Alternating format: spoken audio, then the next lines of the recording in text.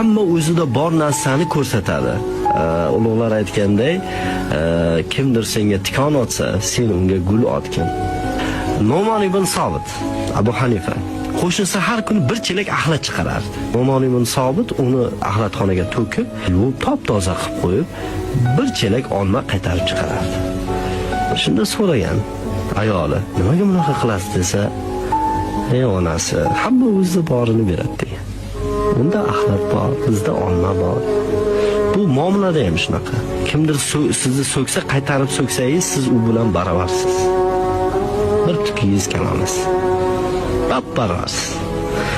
Kimdir sizni so'ksa, siz qaytarib yaxshi gap gapirsangiz yoki u yerda tark qilsangiz, ana endi siz haqiqiy insonsiz.